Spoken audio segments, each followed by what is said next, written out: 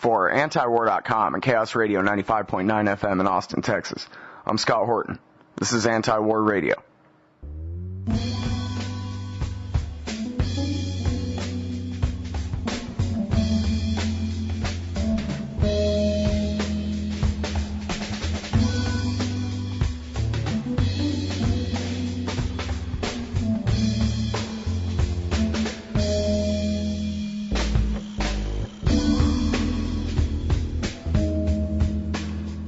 All right, everybody, welcome to the show, Anti-War Radio on Chaos 95.9 in Austin, Texas. We're also streaming live worldwide on the internet every Tuesday through Friday here at chaosradioaustin.org and at antiwar.com/radio. We're going to go ahead and get the show started with our first interview today. It's Philip Weiss from the Mondo Weiss blog, a longtime journalist for the New York Observer and all kinds of other places. Welcome back to the show, Phil. How are you doing? Good, Scott. How are you? I'm doing great. Let's start with Benjamin Netanyahu's speech. I guess there's been a lot of coverage of Barack Obama's speech in Cairo and his statements and Hillary Clinton's statements about their seriousness about stopping at least the expansion of settlements in the West Bank. But what did you make of Benjamin Netanyahu's speech that he gave the other day in reaction?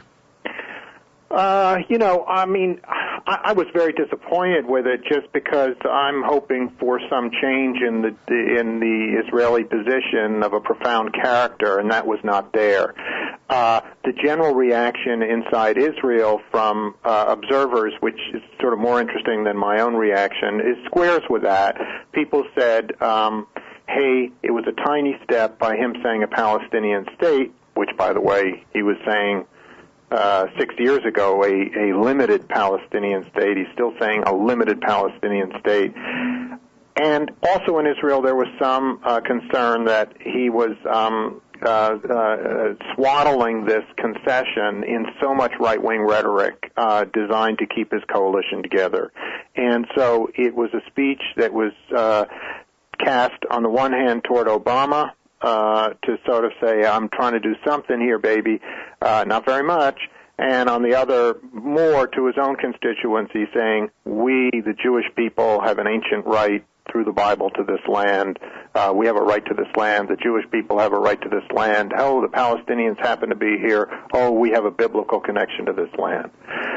So I found all that kind of biblical talk about the Jewish people a little concerning, especially because I'm part of the Jewish people living fine right here, and I think it is probably concerning to the general issue that you're laying out here. I think the Obama administration has got to be a little concerned this guy doesn't get it, that there's got to be some real movement here, and his political coalition doesn't allow him to move forward. Well, yeah, that's the thing. Even if Netanyahu, somehow could be brought around to, say, George Mitchell's point of view on the situation, he really can't do anything without losing his power in Israel as it is anyway.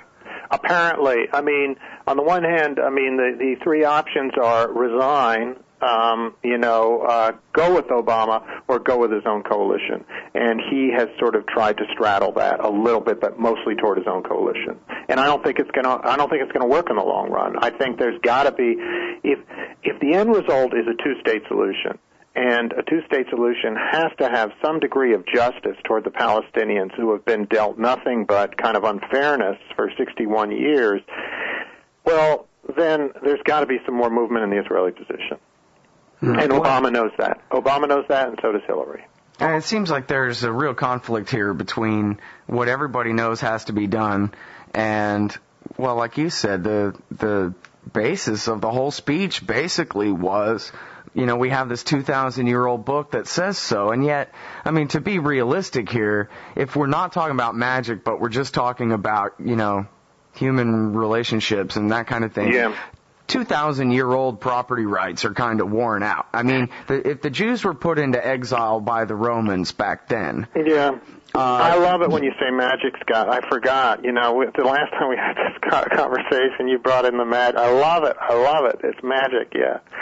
Well, I mean, I don't mean to belittle people's religious beliefs. I mean, I guess I probably am. But what I'm saying is, just in human terms, those property rights are expired. To say that a bunch of people who are Europeans, I mean, what we're talking about here is like a basic case of white supremacy. If you drop the religions, you're right. You're talking about European colonists in the Middle East, and to have Netanyahu's entire speech just basically where he's only got his one excuse is it says in the Bible and we're the sons of Abraham and whatever. But of course, even that argument doesn't hold water because all the Arabs are Semites too, right? I mean, somewhat. I mean, the one I guess I'd make a couple of my own view is somewhat different from yours in minor respects. But one is that you can't the Jewish persecution in Europe was part of that story.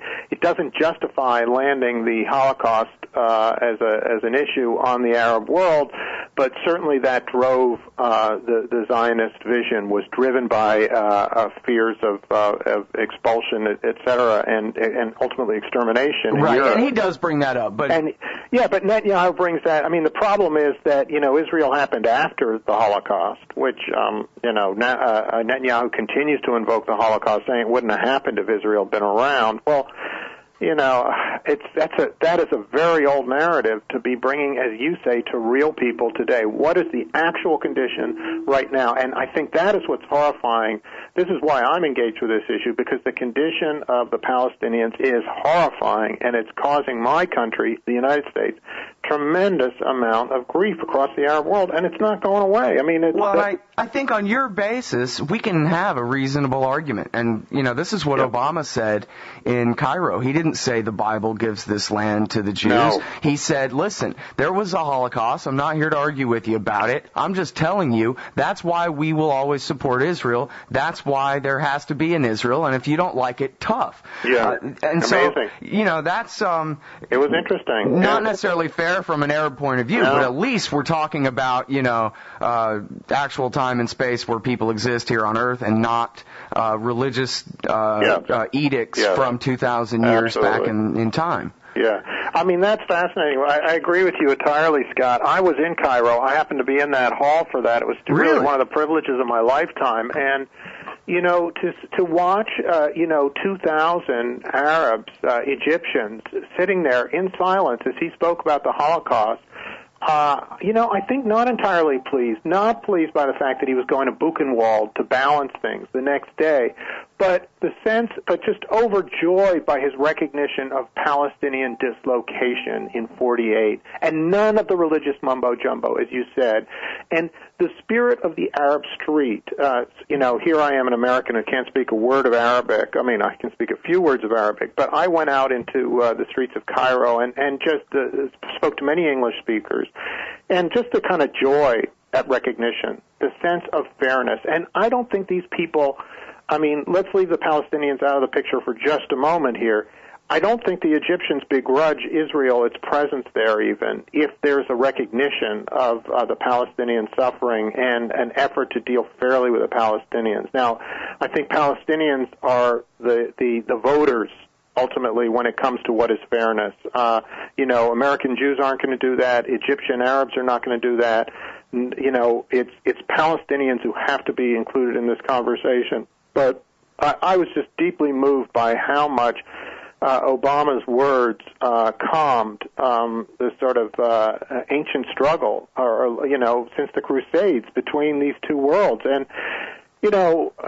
just even the Mossadegh, I mean, you think of so many statements in there that I wish it had been more concrete and forward-moving, but it was visionary in that it included things, it put behind us, in a way, things like the Nakba. Didn't put it behind, acknowledged the Nakba, acknowledged the overthrow of Mossadegh in 53, acknowledged that Jerusalem should be an open city. I mean, the Nakba, that means the expulsion of the Arabs in 45. When Israel was created in 1948, 750,000 Palestinians lost their homes in great waves of ethnic cleansing, and that is created the refugee problem that is with us to this day. Yeah, I think that was the part of the Netanyahu speech that was the most ironic to me was, we're a bunch of Russians and Germans and whatever, European immigrants, and we have ancient birthright to this land. The people who lived here, they have no right whatsoever. And where he refers specifically to the right of return and how that can never be. Yes.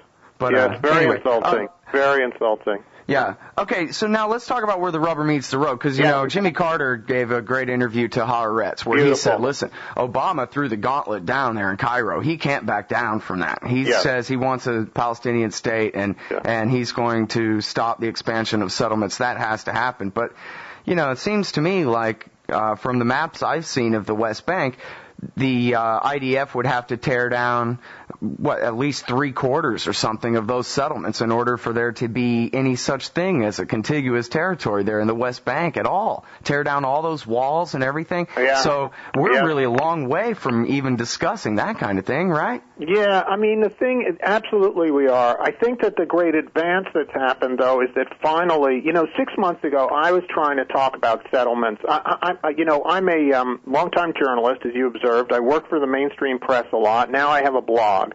So I'm sort of in both worlds, although more in the internet world now. And I try to get, I get work from the mainstream world still. I tried to sell that settlement story 6 months ago because we discovered a tax deductible charity in the United States that serves the militia needs of settlers in the West Bank, and they get tons of money from American Jews to support these settlements.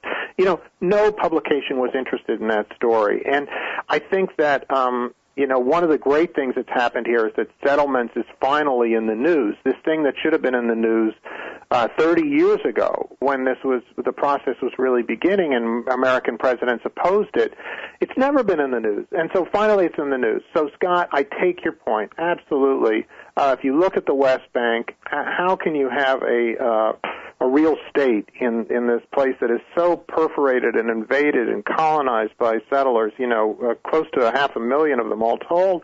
And it's going to be, I question that. I just don't understand how, without doing just what you said, uprooting, more than half of them, that you're going to get anything that's potentially governable. But at least the issue of settlements is finally in the American press and in the American mind, and then we can move on to, I would urge journalists, the next step is really look at Palestinian lives. Look what their lives are like with those checkpoints.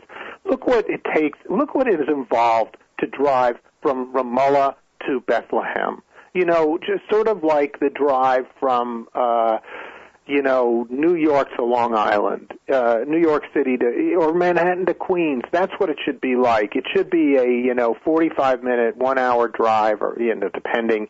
And I'm not going to get these facts out, and it's hours. It's crazy because you have to drive all around these settlements. It's just not right. And especially when you consider that Jerusalem is as a holy city to 3 great religions, and you and I probably share a view of religion as magic, but, God knows a lot of people love their religion.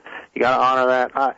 I just don't, I think these are the reality, as you point out again, these are the realities for real people that our country has shut out, and we have to start looking at. And that's my faith and hope here, is that process has begun of looking at what's going on there. Mm-hmm. Well, and, you're right. That's what it's all about. We got to hope is that an open discussion at least will lead to, the truth and the right decisions being made and that kind of thing.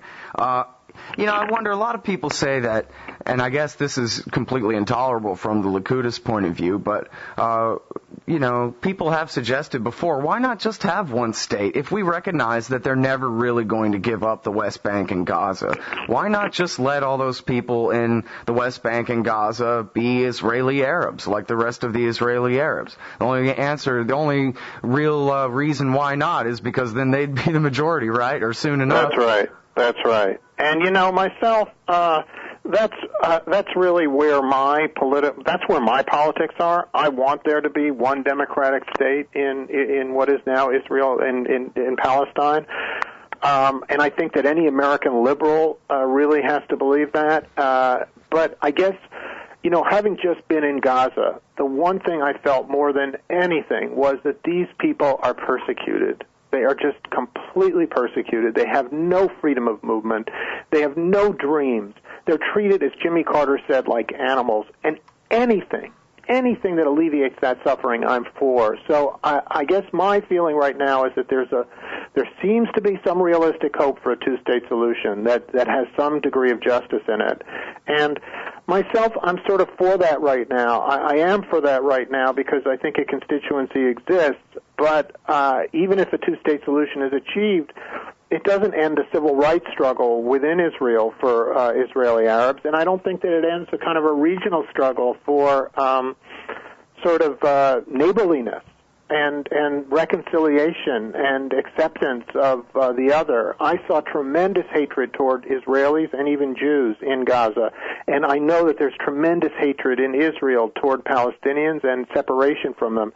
That's the kind of healing that has to take place regardless. But the answer to your question is yes. As liberal Democrats, or people who believe in a multicultural democracy in the United States, how can we be against those values in the Middle East and be for, separation on a religious and racial basis, just so one group maintains its majority? It's gerrymandering of the kind of the ugliest sort.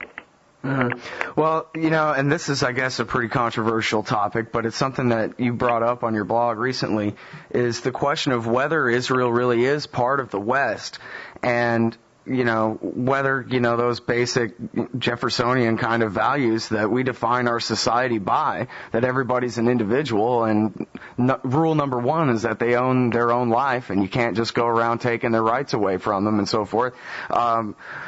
That seems to really kind of be in question, doesn't it? I mean, Israel, geographically, it's not the West, although it may be, the western part of that kind of the region. It's the eastern shore of the Mediterranean Sea. A vast proportion of the population there are from Eastern Europe, from Russia.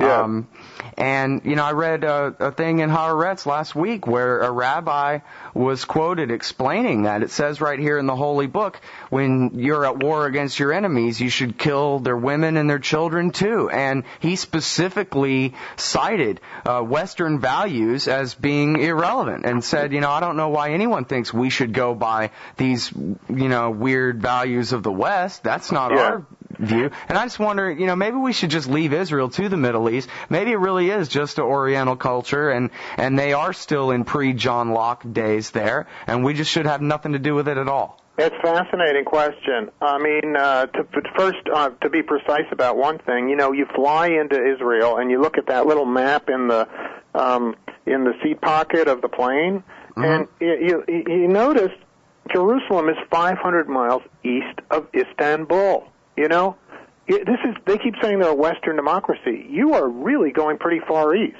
So your geographical point is absolutely true. You're in the heart of the Arab world, although the Arab world includes a great amount of diversity and always has.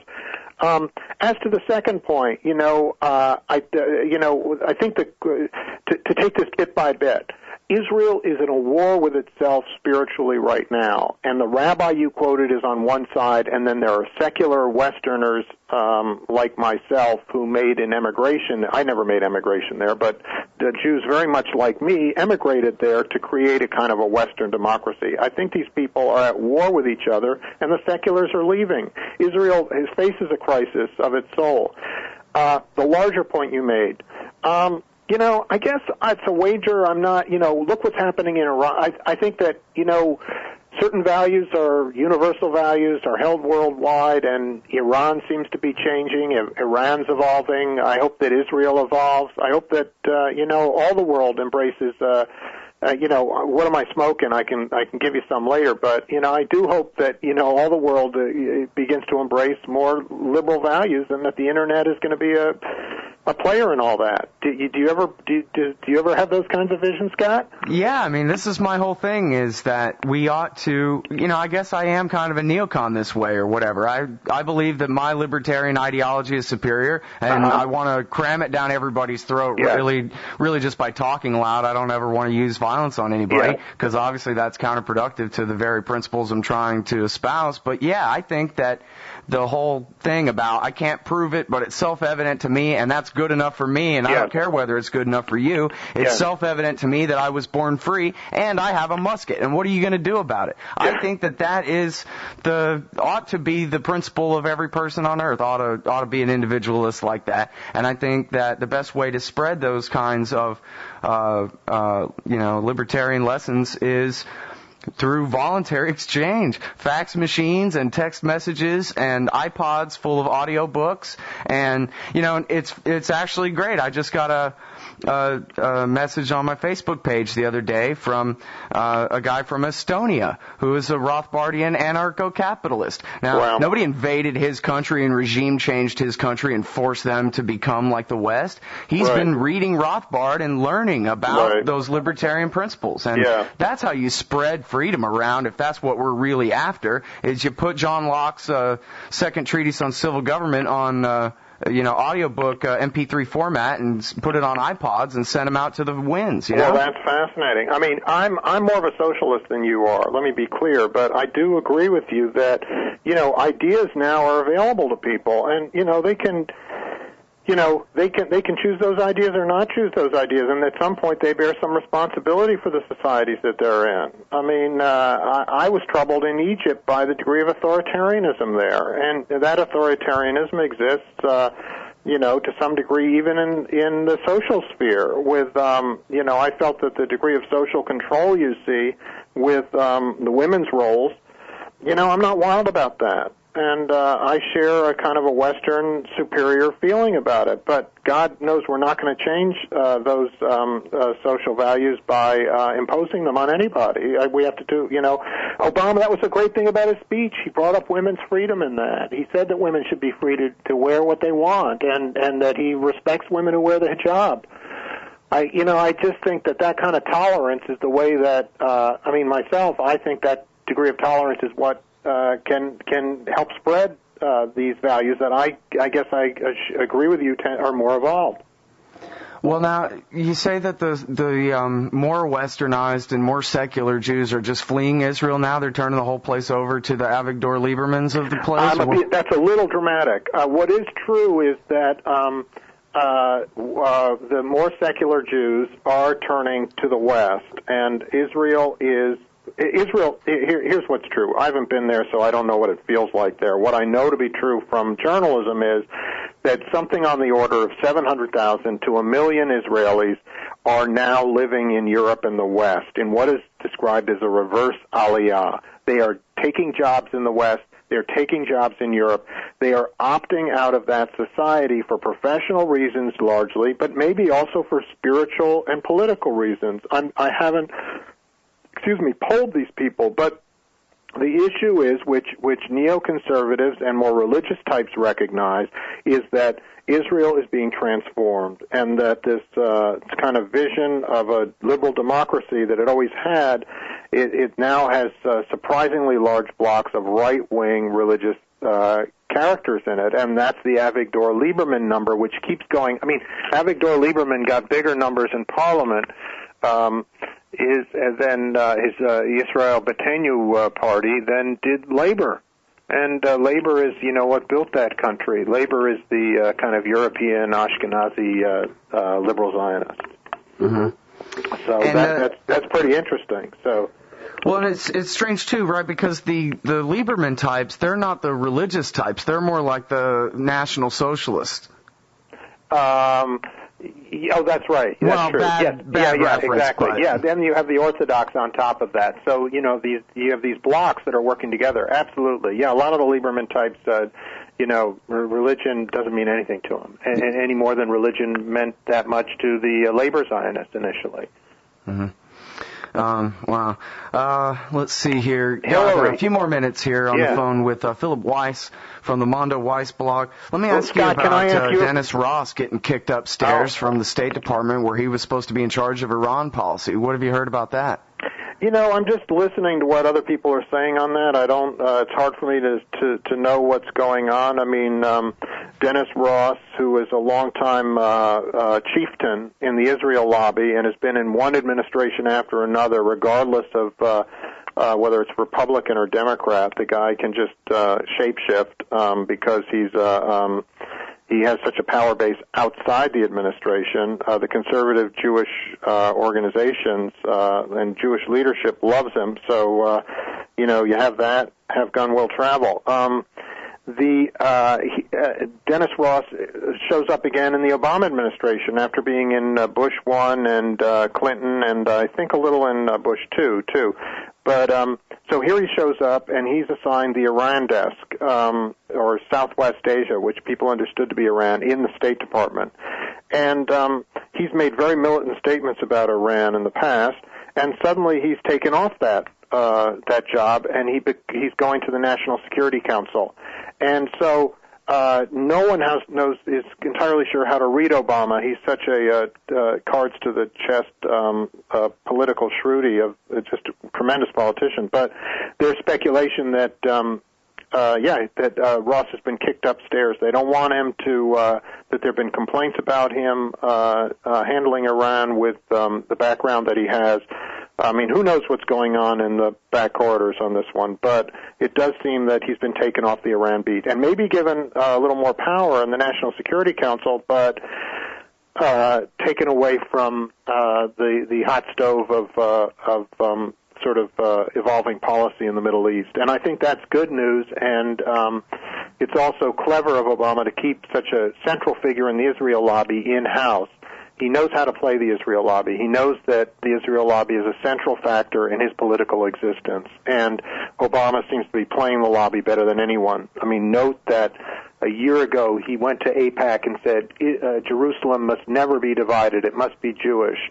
A horrifying statement. And a year later he goes to Cairo and says, I imagine Jerusalem with all the faiths intermingling. So Obama will say anything when he needs to politically and to deal with the lobby. And yet when push comes to shove, he, I think, is going to try to change the lobby. He's got a very strong Jewish support, which is the greatest thing he's got going for him in this issue from a political standpoint. And he's going to help to transform the Israel lobby.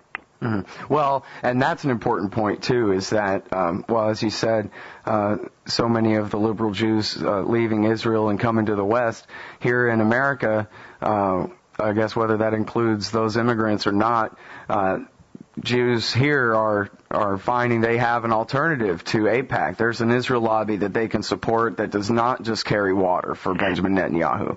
Yeah, but though, like you and me are radical liberals in our way, and I blame the Jewish leadership on the Jewish community. I mean, I don't think Jews can escape responsibility for a Jewish leadership that has said yes to settlements for 30 years. American Jewish leadership has signed off on settlements. This wicked policy my community has signed off on, and that is changing. I am so proud of my community that finally that a liberal progressive voice is asserting itself and taking on Israel on this, and Obama is playing to that. And that is a change, and that's a great change. And you notice, I mean, here's Hillary, who has gold-plated cred with the Jewish community, and, she's taking a stiff line on settlements. And it's sort of, it's a sign that there's some real changes underfoot. Mm-hmm. Well, and I guess it's been in the news too, right, that J Street, if you're a congressperson and AIPAC decides they don't like you anymore, you can go to J Street and they will try to find you some money to counteract that. And that's something that's had, already I think there's a chilling effect from that. Yeah, that's fascinating. I think it really is happening that there's some real money. That's the issue, is there real money for this position, and I think there will be real money. Okay, and now, I'm sorry, because I meant to ask you before, but we got sidetracked onto something else. Can you tell us, more about what you saw in Gaza, what the American people need to understand about the situation in Gaza? Hell, I saw, actually in Netanyahu's speech, he talks about, we withdrew from Gaza and we got nothing but rockets in return. Yeah. Scott, the one thing is, my former president, Jimmy Carter, said it better than me. He said that they're living like animals there. And myself, I saw a good friend I met there said, we're a human experiment here. The cruelty, they are being persecuted. The people in Gaza are persecuted. They are blockaded from the world. All the bright minds there, all the liberal minds are being sort of suffocated. There is no communication with the outside world. They're being denied basic necessities. They can't rebuild this city that was blasted to hell. You see children who are scorched by white phosphorus who are not being treated. It's just an inhuman situation, and Israel has created that, and I think that is a real push that we have to have in our country, that thank God Jimmy Carter is there, and there are several liberal congressmen who are awakening to this issue. But this is a human tragedy, and it's a political tragedy. It's brought about because of political forces. It's not humanitarian. It's because of the isolation of Hamas, the isolation of an important component of Palestinian society. I might not like them. I might not like their methods. They are part of Palestinian society. We have to deal with them just as we dealt with, quote-unquote, terrorists in Iraq to try to build that government. And so the characterization of withdrawal, Israeli withdrawal from Gaza is really wrong. I mean, Netanyahu's referring to the removal of the last Jewish human shields protecting the Gazans. Once they were removed, the Likudniks or the Kadima guys, same thing, basically turned it into a giant prison, right? Well, they blockaded it. And, the 67 war, how did that begin? Egypt blockaded one port into Israel, the Straits of Tiran, and now you have every access to Gaza blockaded except for these contraband tunnels which are corrupting the society. I mean, it's just a horrifying situation. And they're under occupation. It's essentially occupation. When you're blockaded like this, when someone decides who is going to come in and out of your society, who is going to get out of there, who is going to get, food, who's going to get books, that is an occupation, and it's occupation by a different name. All right, everybody, Okay. That's Philip Weiss. You can find his great blog, Mondo Weiss, at philipweiss.org. That's one L in Philip. Thanks very much for your time on the Thanks, show, Scott. Phil. I'll see you, man. Take care. Bye-bye.